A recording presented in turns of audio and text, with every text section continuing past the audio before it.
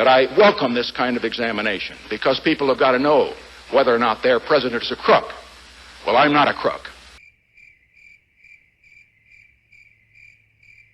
Hi guys, welcome back. Today we're talking about what if Nixon won the 1960 election instead of the 1968. Let's get to it. In 1960, Richard Nixon was facing John F. Kennedy in the presidential election. It was a close one, it was a nail-biter, but in the end, Nixon won ahead in the most competitive states, such as Michigan, California, and Ohio. Nixon took a very different approach from Kennedy. He did not place nuclear missiles in Turkey, ensuring that the Cuban Missile Crisis would not take place. He also did not start the space race, as he was not interested in moon expeditions. Instead, when the Soviet Union was looking set on putting a man on the moon, he took another approach. In 1964, he defeated Lyndon B. Johnson, the vice presidential nominee of Kennedy and the runner-up for the 1960 Democratic nomination, in a landslide, defeating him in most of the country with a few exceptions, which were the most democratic states in the nation, such as his home state of Texas, West Virginia, and Minnesota. As the Soviets were closing in on reaching the moon in 1967, Nixon decided that something had to be done. So he put together a team of actors and screen experts, and together they faked the moon landing. Though that was a major success, the same year the Nixon presidency would have another big issue. You see, in Austin, Texas, in the campaign headquarters of Lyndon B. Johnson, 5 men had broken into the campaign headquarters to wiretap in 1964, and as this was discovered, the Austin scandal emerged and President Nixon was faced with impeachment. Instead of facing impeachment, he decided to resign, leaving the presidency in hand of his vice president, Henry Cabot Lodge, a former senator from Massachusetts. But as I leave you, just think how much you're going to be missing. You don't have Nixon to kick around anymore. Because, gentlemen, this is my last press conference. While he was immediately quite unpopular for pardoning Nixon and continuing on a scandal-filled presidency, he did stand for re-election, and in 1968 he faced Eugene McCarthy, a senator from the state of Minnesota. They were facing each other while the war in Vietnam was raging. McCarthy was strongly against the war, while Cabot Lodge was mostly for it, but in the end did not favor a withdrawal immediately. This turned out to backfire, as Eugene McCarthy won a majority of the popular vote and the electoral vote in the election in 1968. Eugene McCarthy ran for re-election and easily defeated George Romney, the former governor of Michigan, in the 1972 presidential election, winning one of the biggest Democratic landslides in history, and only the most staunchly Republican states in the country held their support for George Romney. In 1976, the Republican nomination was won by the former governor of California, Ronald Reagan. He chose for his vice president the Speaker of the U.S. House of Representatives, Gerald Ford from Michigan. They ran against the mighty unpopular George McGovern and his vice presidential nominee, Walter Mondale from the state of Minnesota. The result was a landslide victory for Reagan, who held McGovern to only a few states: Minnesota, Maryland, Rhode Island, and the District of Columbia. And in 1980, he won re-election again, this time against Jesse Jackson. He won every state in the country, and this is the only time in the American history that one candidate has won every single state. Jesse Jackson only won the predominantly black District of Columbia.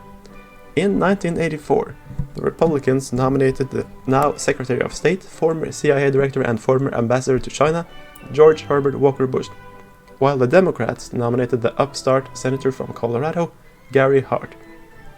At the current, the economy was not too good and Reagan was not too popular, so Hart won the election. It was a narrow one, with several states such as Missouri, Ohio and North Carolina only narrowly going Democratic.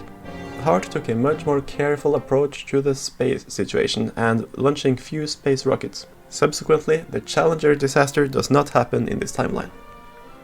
In 1988, he wins re-election in a landslide against Bob Dole. Now the country is a bit more polarized in 1988 and many more states go to Dole than did to the Republicans back in the Eugene McCarthy landslide. Even so, Gary Hart is able to win a landslide, winning the West Coast, most of the South and most of the Northeast and Midwest. However, in 1991, a new scandal emerges. It turns out that President Gary Hart has been cheating on his wife. and the Republicans in the US House, which are now the majority, decide to go for impeachment. In this impeachment trial, it is chaired by the Chief Justice of the United States, William Rehnquist. While he is impeached in the House, he does not have 2/3 of the votes against him in the Senate, and eventually Gary Hart is acquitted of impeachment in the 1991 impeachment trial. In 1992, the presidential election is between the Arkansas governor Bill Clinton and the senator from California, Pete Wilson. Now, both are very skilled and capable politicians, but coming off the scandalous presidency of Gary Hart, Wilson wins re-election, winning all of the western states and much of the South, which is Bill Clinton's home territory and where he should have done better. Pete Wilson is also extremely strong in the suburbs, winning states like New Jersey and Illinois. In 1996, Pete Wilson is seeking re-election against Paul Simon. Against Paul Simon, a senator from Illinois, and not a musician. It turns out to be a landslide victory for Wilson, who by this point is extremely popular and also presides over a strong economy.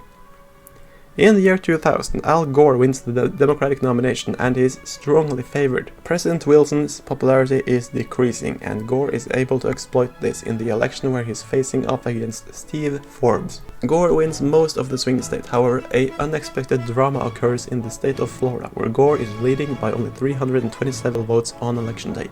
Subsequent recounts lead to another court battle, and the US Supreme Court decided that Al Gore has won the state of Florida, and the recount is stopped. Steve Forbes concedes, and Al Gore is sworn in as the new President of the United States. In 2004, Gore runs for re-election and defeats the senator from Arizona, John McCain. Even though the 9/11 scandal did happen, Gore did not invade Iraq, and does not have much against him running for re-election this year. McCain, however, is quite strong in the South, which is increasingly becoming a very Republican stronghold.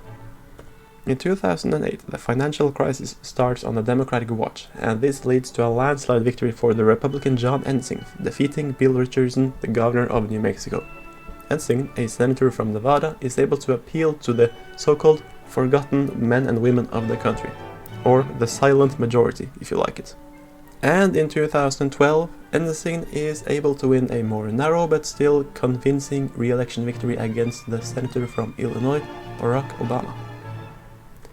Obama does re-emerge and win the 2016 election, and he is the current president of the United States as of 2023. And these are the presidents of this timeline. Thank you all for watching this video, and I'll see you next time.